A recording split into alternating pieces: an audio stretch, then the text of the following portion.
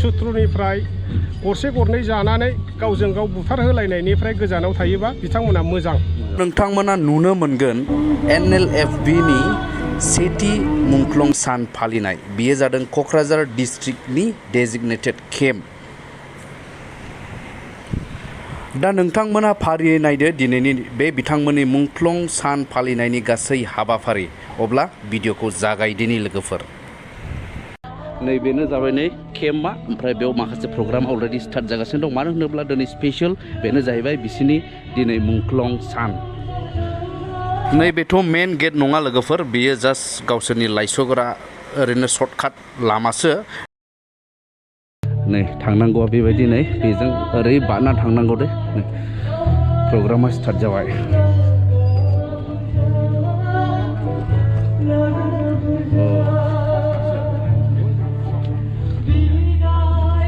सारखौ लोगो मोनबाय, नै गोजोन्थों। दे माबोरै दं सार? मोजां। प्रग्रामाथ' मोजाङै सोलिगासिनो? औ मोजां सोलिगासिनो। दे।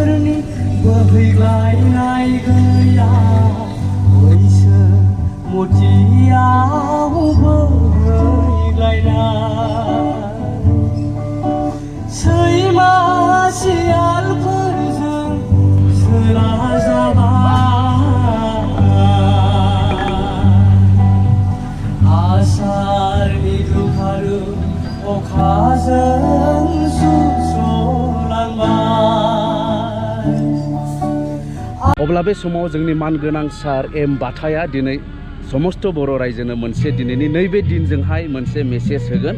अब्ला नोंथांमोना खोनासंदो। सार, नोंथाङा मा मेसेज होनो सानो दिनैनि बे मुंख्लं साननि गेजेरजों? जेरै जोंनि NLFB आफादनि फार्स्ट मुंख्लं सान फालिनाय हिसाबै सार, बे मुंख्लंनि नामा जाहैबाय एन जोंखोल। बिथाङा थांनाय बोसोराव जेनेबा सुथ्रुनि जोंनि सुथ्रुनि आखाइयाव जिउ गोमानांदों औ बा माखासे बर'नि थान्दै बर'नि गेजेरावनो बर'आनो माखासे जोंनि सुथ्रुनिफ्राय रां खुबेर जानानै बिथांखौ खोन्थानानै होनायाव बिथाङा जिउ नागारनो गोनां जादों। खिन्थु जों नांबाय थानाय बेलायाव बेखौनो बुंनो लुगैयो जोंनि बर'नि गेजेराव जानाखि सुथ्रुनिफ्राय गरसे गरनै जानानै गावजों गाव बुथार होलायनायनिफ्राय गोजानाव थायोबा बिथांमोना मोजां जागौ होननानै बेखौ जों आसा खालामो आरो बा दिनै दा जोंनियाव 2 बोसोर बा 1.5 बोसोरसो आफाद सालायजेननायावनो जोंनिखौ सासे जाजेनबाय। बिनि सिगाङाव एनडिएफबि महरै जों नांबोबाय थानाय रानिं समावबो जोंनि गेजेराव जोंनि बर'आनो सुथ्रुनि रां रुफा जानानै जों सोरबा दाय गैयै सुबुंखौबो बुथार होबाय गावजों गावनि गेजेरावनो। जाहाथे बेफोरबादिनिफ्राय खुब गोजानाव थायोब्ला बेखौनो खनले बुंनाय जायो। आरो जोंनि नांनाया कन्टिनिउ थांबाय थागोन। जों जिथियानाखिसिम जोंनि थांखिया बा जे माबाखौ लानानै जों थकआव फैदों बे थकआ जों जायागौ माने जोंनि नांनाया कन्टिनिउ। दा बे नांनाय बा बे रायलायनाय थकनि बेलायावबो जों दैमारि सार बा लिडार केडार गासैखौबो जेलनिफ्राय हगाराबा जों फाइनाल डिसिसनाव फैया जोंनि आफादा। दा बे हिसाबै जोंनो नांगौ फाइनाल डिसिसन जानायनि बा रायलायनायनि सिगां जेलनि मानसिया गासिबो उदां जानांगौ। बिनि उनाव जोङो बर'नि मा जों बिसिबाङाव बारायनो हायो ना बबेबा सेपारेट स्टेटसिम जों बारायनो हायो बे उनाव जों दैमारि सार फैखांनायनि उनाव जों जयै थक खालामनानै सावरायनायाव जों दैमारि सारखौ लानानै थकआव जिरायगोन। जोंनि NLFBनि थांखिया बे। खिन्थु जोंनि नांनाय थांखिया बा जोंनि डिमान्डआ फुरा जायागौ मानि जों माब्लाबाबो जिराया बे आरो। खिन्थु आरो बेखौनो बुंबावनाय जायो जोंनि बर' रायजो राजानि गेजेराव सोरबा सुथ्रुनिफ्राय गरसे गरनै जानानै गावजों गाव एरना होनाय बा सोरबा ओंखाम जाहोग्रा न'खरखौ बुथारहैहोनाय बा खस्थ' होनाय बेफोरनिफ्राय गोजानाव थायोबा मोजां जागोन। फिरि गोदान नांनाय जों बोरैबा सोरनिबा फाव फान्दायनाय बायदिसिनायाव जों हाग्रा बंग्रा खारफिननो गोनां जाफिनोब्ला बैबादि सुथ्रुनि सायाव जोङो गोख्रों एक्सन लानाय जागोन आरो जों नांफिननायनि बेलायाव। औ दा बेनोसै। हामबायसै सार जोबोद हामबाय दे थेंक इउ।